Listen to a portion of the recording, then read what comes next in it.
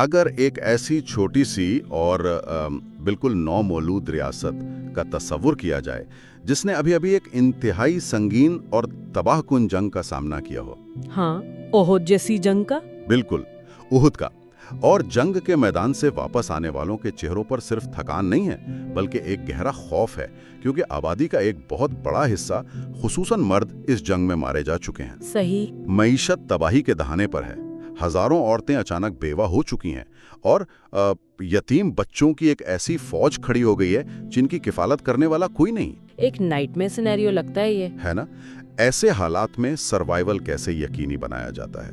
आज की इस गहरी तहकीक में हम किसी आम कदीम मजहबी दस्तावेज को नहीं पढ़ रहे हैं, बल्कि हम 7वीं सेंचुरी की एक ऐसी तहरीर का जायजा ले रहे हैं जिसने इस संगीन तरीन बुहरान में महज दुआओं का सहारा नहीं लिया, राइट, बल्कि उसने एक मुकम्मल और इनकलाबी सोशल कॉन्स्टिट्यूशन यानी मुआशरती आइन नाफिज कर दिया। हम बात कर रहे हैं सूरह अन-निसा की।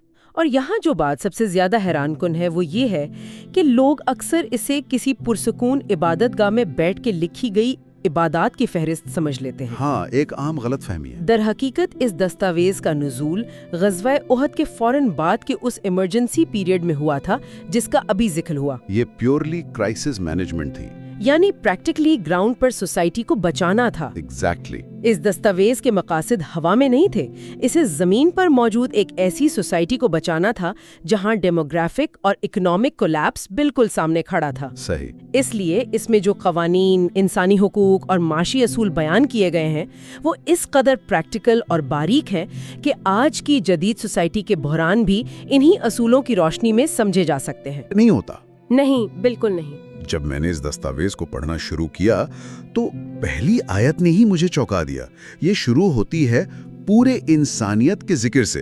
हाँ, वो इंसानियत की वहदत वाली बात। जी, आयत 1 में वाज़े तौर पर बताया गया है कि तमाम इंसानों को एक ही जान यानी हजरत आदम और उनकी बीवी हजरत हव्वा से पैदा किया गया है। बिल्कुल। और फौरन इसके बाद 2 बिल्कुल मुख्तलिफ चीजों को आपस में जोड़ दिया गया है। एक तक़वा इलाही यानी खुदा का खौफ, और दूसरा तक़वा अरहाम यानी रिश्तेदारियों और इंसानों के आपस के हुकूक। इस पॉइंट की अहमियत को समझने के लिए हमें थोड़ा 7वीं सेंचुरी के अरेबिया की ज़हनियत को समझना होगा। उस वक्त का मुआशरा मुकम्मल तौर पर कबाइली आसाबियत पर खड़ा था, यानी सब कुछ कबीले पर डिपेंड करता था कि उसका खून किस कबीले से मिलता है। ऐसे माहौल में ये ऐलान करना कि तुम सबका माखज एक ही है, ये तो पूरे निजाम पर हमला था। वाकई दरअसल उस वक्त के पूरे नस्ली और कबाइली निजाम पर एक डायरेक्ट हमला था। ये दस्तावेज वाज़ेह कर रही थी कि खुदा तक पहुंचने का रास्ता इंसानियत के हुकूक से होकर गुजरता है। इन दोनों को एक बराबर लाकर खड़ा कर दिया गया। अगर मैं इसे आज के ज़माने की मिसाल से समझने की कोशिश करूं तो ये दरअसल मोरालिटी या इखलाकियात का एक 2 फैक्टर ऑथेंटिकेशन सिस्टम लगता है। ओह वाओ, ये बहुत अच्छी एनालॉजी है। जैसे हम अपने अकाउंट्स महफूज करने के लिए 2 स्टेप्स यूज करते हैं।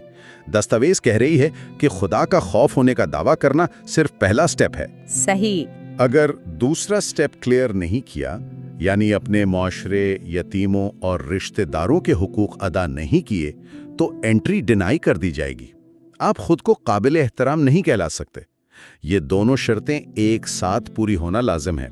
बिल्कुल। और दस्तावेज इस 2 फैक्टर ऑथेंटिकेशन को फौरन अगली ही आयतों में प्रैक्टिकल टेस्ट में डाल देती है। यतीमों वाले मामले में जी, बुनियाद रखने के बाद ये सीधा उस मुआशरे के सबसे कमजोर तबके की तरफ आती है, यानी उहुद के बाद पैदा होने वाले यतीम। राइट। आयत 2 और 3 स्पेसिफिकली यतीमों के माल को महफूज करने की बात करती हैं। उस वक्त रिवाज ये था कि सरपरस्त अपने बुरे माल को यतीम के अच्छे माल से बदल लेते थे। अच्छा, मतलब माल हड़पने के लिए? हाँ, या उनकी जायदाद को अपने माल में मिलाकर खा जाते थे। दस्तावेज ने आके इस प्रैक्टिस पर सख्त तरीन पाबंदी लगा दी। लेकिन यहाँ मुझे थोड़ा रोकने दें, क्योंकि जब हम यतीमों की इस बहस को देखते हैं तो वहीं पे वो आयत आती है जिसका हवाला آج کل سب سے زیادہ دیا جاتا ہے۔ 4 شادیوں والی آیت۔ ایگزیکٹلی مردوں کے لیے 1 سے زیادہ یعنی 4 تک شادیوں کی اجازت۔ ایک عام جدید ذہن کے لیے یہ سن کر فوراً خیال آتا ہے کہ یہ کسی معاشرتی تحفظ کے بجائے مردوں کو دی گئی ایک بہت بڑی آزادی ہے۔ صحیح۔ ایک طرف ہم ویک سیکشن کی حفاظت کی بات کریں اور دوسری طرف یہ کلوز، یہ کانسٹیٹیوشن کمزوروں کی حفاظت آخر کیسے کر رہا ہے جب یہ مردوں کو اتنی طاقت دے رہا ہے؟ یہ واقعی ایک بہت اہم سوال ہے اور اس کا جواب خود اس آیت کے ٹیکسٹ اور اس وقت کے اکنامک میکینکس میں موجود ہے۔ اگر اسے غور سے پڑھا جائے تو یہ آزادی نہیں بلکہ ایک بہت بڑی کنڈیشن یا ریسٹرکشن ہے۔ وہ کیسے؟ آیت شروع ہوتی ہے کہ اگر تمہیں ڈر ہو کہ تم یتیم بچیوں کے ساتھ انصاف نہیں کر سکو گے۔ اس دور میں ہوتا یہ تھا کہ سرپرست یتیم بچیوں کی دولت پر قبضہ کرنے کے لیے انہی سے شادیاں کر لیتے تھے۔ اور انہیں کچھ دیتے بھی نہیں ہوں گے؟ بالکل، انہیں مہر تک نہیں دیتے تھے۔ دستاویز نے کہا کہ اگر تم ان یتیم بچیوں کے حقوق اور مال کے درمیان مکمل انصاف نہیں کر سکتے تو ان سے شادی مت کرو، بلکہ ان عورتوں سے کرو جو تمہارے لیے حلال ہیں، 2، 3 یا 4۔ لیکن، اور یہ اس آیت کا سب سے اہم حصہ ہے، اگر تمہیں ڈر ہو کہ تم ان میں بھی عدل نہیں کر سکو گے تو صرف ایک۔ تو اس کا مطلب یہ ہے کہ یہ آیت دراصل سوسائٹی میں موجود اس وقت کی ان لمیٹڈ شادیوں کو لمٹ کر رہی تھی اور اسے اسٹرکٹلی انصاف کے پیمانے پر باندھ رہی تھی۔ ایگزیکٹلی۔ یہ تو آزادی نہیں بلکہ ایک بہت بڑی پابندی اور ذمہ داری ہے۔ لوگ اکثر پہلا حصہ بھول جاتے ہیں اور صرف 4 شادیوں کا حوالہ دیتے ہیں بنا اس کڑی شرط کے۔ صحیح کہا آپ نے۔ اور اس اصول کے فوراً بعد آیت 4 آتی ہے جو معاشی طور پر ایک اور بڑا انقلاب تھی۔ دستاویز حکم دیتی ہے کہ عورتوں کو ان کا مہر خوشی سے ادا کرو۔ مہر تو پہلے بھی ہوتا تھا نا اس دور میں؟ ہوتا تھا، لیکن اس زمانے میں مہر عورت کے باپ یا بھائی کو دیا جاتا تھا، جیسے عورت کوئی خریدی ہوئی پراپرٹی ہو۔ دستاویز نے یہ اصول بدل دیا اور مہر کو ڈائریکٹلی عورت کا ذاتی حق قرار دیا۔ اس میکینزم پر ذرا غور کریں۔ یہ محض ایک رسم نہیں تھی۔ جب کسی کو ایک سبسٹینشل اماؤنٹ، چاہے وہ چاندی ہو، سونا یا زمین، اس کے اپنے حق کے طور پر دیا جاتا ہے تو وہ ایک کموڈٹی سے نکل کر ایک انڈیپینڈنٹ اکنامک ایجنٹ بن جاتی ہے۔ بالکل۔ جس عورت کے پاس اپنا سرمایہ ہوتا ہے وہ سوسائٹی میں نیگوشیٹ کر سکتی ہے۔ وہ پراپرٹی بننے کے بجائے پراپرٹی اونر بن گئی۔ صحیح بات ہے۔ 7ویں سینچری میں کسی عورت کو معاشی آزادی اور ڈائریکٹ کیپٹل انجیکشن دینا، میرا خیال ہے اس وقت کے گلوبل اکانومی کے خلاف ایک بہت بڑی بغاوت تھی۔ یہ واقعی اس پیٹریارکل مارکیٹ کو کمپلیٹلی ڈسرپٹ کرنے والی بات تھی، اور دستاویز یہاں نہیں رکتی۔ اچھا۔ آیت 19 میں آ کر یہ ایک اور پرانی برائی کا مکمل خاتمہ کرتی ہے، عورتوں کو زبردستی وراثت میں لینے کا رواج۔ یعنی شوہر کے مرنے کے بعد عورت کو بھی جائیداد سمجھ لیا جاتا تھا۔ ہاں، عورت کو بھی جائیداد کے ساتھ وارثوں میں بانٹ دیا جاتا تھا۔ دستاویز نے اسے حرام قرار دیا اور مردوں کو حکم دیا کہ عورتوں کے ساتھ حسن سلوک سے پیش آؤ، یہاں تک کہ اگر وہ تمہیں پسند نہ بھی ہوں تب بھی انہیں کسی طرح کا نقصان پہنچانے کی اجازت نہیں ہے۔ رائٹ۔ لیکن یہ سب سننے کے بعد ہمیں اس لفظ کا سامنا کرنا پڑتا ہے جس پر آج تک بہت بحث ہوتی ہے۔ آپ قوام کی بات کر رہی ہیں؟ جی، آیت 34 میں مرد کو قوام کہا گیا ہے۔ عام طور پر اس ٹرم کو حکیمیت، سپیریورٹی یا سیدھا سیدھا گھر کا ڈکٹیٹر بننے کا لائسنس سمجھ لیا جاتا ہے۔ ہاں، یہ ایک بہت کامن مس انٹرپریٹیشن ہے۔ تو اگر دستاویز عورت کو پراپرٹی اونر بنا رہی ہے تو پھر یہ قوام کے کانسیپٹ اس سب کے ساتھ کیسے فٹ بیٹھتا ہے؟ اسے سمجھنے کے لیے ہمیں قوام کے لفظی اور عملی مفہوم کو فنکشنز اور ڈیوٹیز کے حوالے سے دیکھنا ہوگا۔ ڈیوٹیز کے حوالے سے؟ جی، دستاویز خود آیت میں وضاحت کرتی ہے کہ یہ رول مرد کو اس لیے دیا گیا ہے کیونکہ مالی ذمہ داری اس پر ڈالی گئی ہے۔ عورت کے پاس جو بھی کیپٹل ہے، چاہے وہ مہر ہو، وراثت ہو یا اس کی اپنی کمائی، وہ اس کی ذاتی ملکیت ہے۔ رائٹ۔ اس پر گھر کا خرچہ اٹھانے کی کوئی قانونی ذمہ داری نہیں ہے۔ کفالت کا سارا بوجھ مرد کے کندھوں پر ہے۔ یعنی اگر ہم اسے کسی عظیم پروجیکٹ کے تناظر میں دیکھیں تو مرد کا کردار ایک پروجیکٹ مینیجر یا فائنینشیل اسپانسر جیسا ہے۔ یہ بالکل صحیح مثال ہے۔ جیسے کسی کمپنی میں ایک شخص کو بجٹ ایلوکیٹ کرنے اور آپریشنز چلانے کی ڈیوٹی دی جاتی ہے۔ اس ڈیوٹی کا مطلب یہ نہیں ہوتا کہ وہ شخص دوسرے ٹیم ممبر سے سپیریئر ہیں۔ یہ محض ایک रिस्पॉन्सिबिलिटी है। एग्जैक्टली। अगर मर्द और औरत दोनों पर खर्चा उठाने की आधी आधी ड्यूटी डाल दी जाती या अकाउंटेबिलिटी वाज़ेह ना होती तो घर का पूरा सिस्टम आपस के टकराव से गिर जाता। दस्तावेज ड्यूटीज की वाज़ेह तकसीम से इंस्टीट्यूशन को चलने के काबिल बना रही है। बिल्कुल, और इस दस्तावेज की प्रैक्टिकल अप्रोच इस बात से भी जाहिर होती है कि ये तस्लीम करती है कि इस तकसीम के बावजूद टकराव हो सकता है। झगड़े तो होते ही हैं। हाँ, तो अगर मियाँ बीवी के दरमियान संगीन निज़ा पैदा हो जाए तो आयत 35 कहती है कि फौरन अदालत या पुलिस के पास जाने के बजाय दोनों खानदानों की तरफ से एक एक मुंसिफ यानी आर्बिट्रेटर मुकर्रर किया जाए, ताकि मामला चार दीवारी के अंदर बाइज्जत तरीके से सुलझ जाए। सही, और खानदान का इदारा टूटने से बच जाए।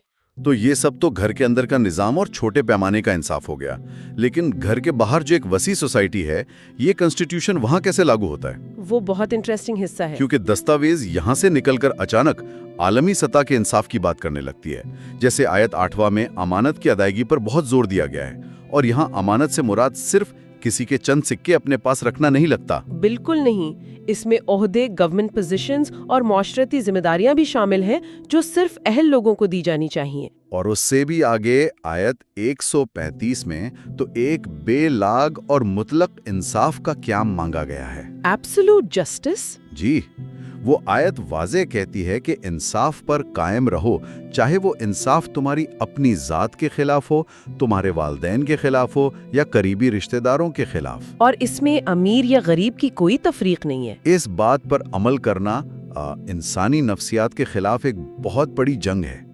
किसी के लिए अपने बूढ़े वालिदैन के खिलाफ कोर्ट में खड़ा होना प्रैक्टिकली इंतहाई मुश्किल है। सही बात है। और अमीर के हक में गवाह बनने की वजह होती है उसका असर और रसूख, उसकी ताकत। दस्तावेज दरअसल उस ताकत को चैलेंज कर रही है कि दुनिया का कोई रैंक, कोई बैंक बैलेंस कानून के रास्ते में रुकावट नहीं बन सकता। यही वजह है कि ये दस्तावेज उस जमाने के एलीट तबके को बिल्कुल पसंद नहीं आती थी, और फिर इस इंटरनल इंसाफ को बाहर की दुनिया तक ले जाने के लिए आयत 75 में जिहाद का जिक्र आता है। यहाँ आकर मुझे एक उलझन होती है। आमतौर पर जिहाद का जो तस्वर सामने आता है वो सरहदें फैलाने या जमीन पर कब्जा करने की जंग के तौर पर दिखाया जाता है। हाँ, ज्यादातर आम फहम में ऐसी ही तस्वीर कशी होती है। लेकिन दस्तावेज के इस हिस्से को पढ़ें तो ये कहती है कि तुम्हें क्या हो गया है कि तुम उन मजलूमों, औरतों और बच्चों के लिए नहीं लड़ते जो पुकार रहे हैं कि जालिमों की इस बस्ती से हमें आजाद कराओ। सही। ये तो सरासर एक मुख्तलिफ डॉक्ट्रिन लग रही है। आज की दुनिया में जिस चीज को आलमी इदारे ह्यूमन राइट्स इंटरवेंशन कहते हैं, यानी जब किसी खित्ते में इंसानी हुकूक पमाल हो रहे हों तो ताकतवर इदारों का फर्ज है कि वो उन्हें बचाने के लिए मुदाखलत करें। क्या ये वही असूल नहीं? ये बिल्कुल वही असूल है, लेकिन एक बहुत गहरे एग्जीक्यूशनल फर्क के साथ। इसे जिहाद हुर्रियत या आज़ादी की जंग कह सकते हैं। राइट। दस्तावेज उस नई रियासत को ये तस्वुर दे रही है कि उनकी अस्करी ताकत का मकसद वसाइल लूटना, दूसरे मुल्कों के रिसोर्सेज पर कब्जा करना या अना को मुसल्लत करना नहीं है। उनकी जंग का वाहिद जवाज उन लोगों की आज़ादी है जो अपनी हिफाजत खुद नहीं कर सकते। एक बार फिर वही चीज, फोकस सोसाइटी के सबसे वल्नरेबल यानी मजलूम तबके की हिफाजत पर है, चाहे वो सरहद के इस पार हो या उस पार। एग्जैक्टली। It's fascinating. ये आइन, शादी, यतीमों के मसाइल, विरासत से होता हुआ सीधा इंटरनेशनल वॉरफेयर और ह्यूमन राइट्स इंटरवेंशन तक चला गया। लेकिन उसके बाद दस्तावेज अचानक अपना रुख कंप्लीटली उन लोगों की तरफ मोड़ लेती है जो इस दस्तावेज की बुनियादी आइडियोलॉजी को ही नहीं मानते। आप अहले किताब यानी यहूद व नसारा के हवाले से बात कर रहे हैं? जी। और यहाँ पर दस्तावेज का ठहराव वाकई देखने लायक है। एक तरफ ये नॉन मुस्लिम्स के साथ मुआशी और मुआशरती लेन देन के कवानीन बनाती है, और दूसरी तरफ जहाँ अकायद का बुनियादी इख्तिलाफ आता है, जैसे हजरत ईसा की सलीब का वाकया। बिल्कुल, वहाँ आयत 157 और 58 में अपना नजरिया बहुत सफाई से बयान करती है। दस्तावेज इम्पार्शली कहती है कि ना तो उन्हें कत्ल किया गया और ना ही सलीब दी गई, बल्कि उन्हें खुदा ने अपनी तरफ उठा लिया। इस टेक्निकल और थियोलॉजिकल बहस को पढ़ते हुए मुझे इस दस्तावेज की बनावट में एक बहुत अजीब चीज महसूस होती है। वो क्या?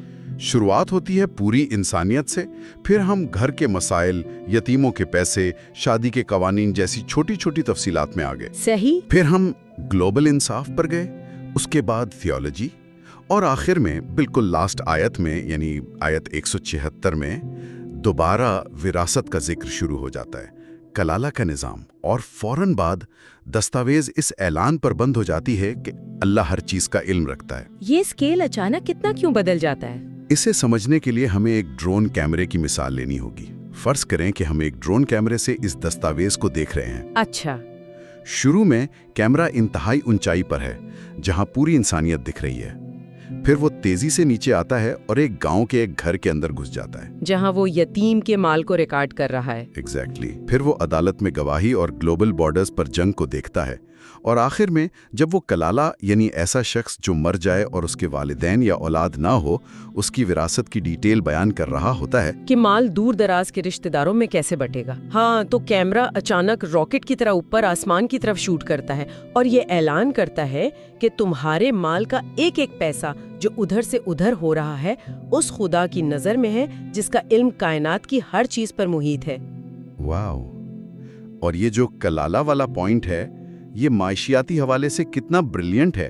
اگر کوئی اکیلے مر جاتا ہے تو اس کی دولت ریاست کے خزانے میں ہوڑ ہونے یا ضائع ہونے کے بجائے لازماً اس کے دور کے رشتہ داروں میں تقسیم ہو جانی چاہیے تاکہ سوسائٹی میں پیسہ مسلسل سرکولیٹ کرتا رہے۔ ایگزیکٹلی۔ یہ کانسٹیٹیوشن فورسفلی دولت کو فریگمنٹ کر رہا ہے تاکہ ایک جگہ پر معاشرتی طاقت اکٹھی نہ ہو جائے، اور اس پورے اکانومک میکینزم کو سیدھا ایبسولوٹ ڈیوائن اکاؤنٹیبلٹی کے ساتھ جوڑ دیا گیا ہے۔ کیونکہ دیکھیں، ایک عام انسانی آئین میں تو قانون بن جاتا ہے اور فرض کر لیا جاتا ہے کہ پولیس اور عدالت اس کی نگرانی کرے گی، لیکن حقیقت میں ایسا ہمیشہ نہیں ہوتا۔ بالکل نہیں۔ لیکن یہاں دستاویز واضح کر رہی ہے کہ اندھیرے کمرے میں کسی یتیم کے مال کا ایک چھوٹا سا ہیر پھیر یا کسی عورت کی وراثت دبا لینا ایک ایسی ذات دیکھ رہی ہے جو ہر چیز کا علم رکھتی ہے۔ یہ سیلف اکاؤنٹیبلٹی کا وہ ماڈل ہے جس کے بنا کوئی بھی سوسائٹی کامیاب نہیں ہو سکتی، خصوصاً اس ایمرجنسی میں۔ صحیح بات ہے۔ آج کی اس پوری تحقیق میں یہ بات پوری طرح سے ثابت ہو جاتی ہے کہ سورہ النساء محض تاریخ کی کتابوں میں دبی ہوئی کوئی دینی تحریر نہیں ہے، بلکہ یہ ایک پریکٹیکلی فنکشننگ سٹیٹ کا بلو پرنٹ ہے۔ بالکل۔ ہم نے دیکھا کہ کیسے یہ انسانی وحدت کا اعلان کر کے نسل پرستی کا گلا گھونٹتی ہے، کیسے یہ مہر اور وراثت کے ذریعے عورت کو ایک آزاد اکنامک ایجنٹ بناتی ہے، اور باہر کی دنیا کے لیے ایسا سٹرکٹ انصاف لاتی ہے جو امیر اور خون کے رشتہ داروں کو بھی کوئی فیور نہیں دیتا۔ اور سب سے بڑھ کر اس سوسائٹی کی کامیابی کا انڈیکیٹر کسی راجا کی طاقت نہیں تھی، بلکہ یہ تھی کہ سوسائٹی کا سب سے کمزور فرد جیسے ایک یتیم بچی اپنی ذات اور اپنے مال کے حوالے سے خود کو کتنا محفوظ محسوس کرتی ہے۔ ان سب اصولوں کو دیکھ کر اختتام پر ذہن میں ایک بہت ہی دلچسپ اور شاید تھوڑا پریشان کرنے والا سوال اٹھتا ہے۔ اس دستاویز نے دولت کو لگاتار سوسائٹی میں پھیلانے اور کسی امیر کو انصاف سے بالاتر نہ ہونے دینے پر جو اسٹرکٹ میکینکس اپلائی کیے ہیں، اگر آج کی ماڈرن دنیا اور عالمی ادارے انہی آئینی اور انصافی اصولوں کو اپلائی کر دیں تو بڑا سسٹم شاک آئے گا۔ بالکل۔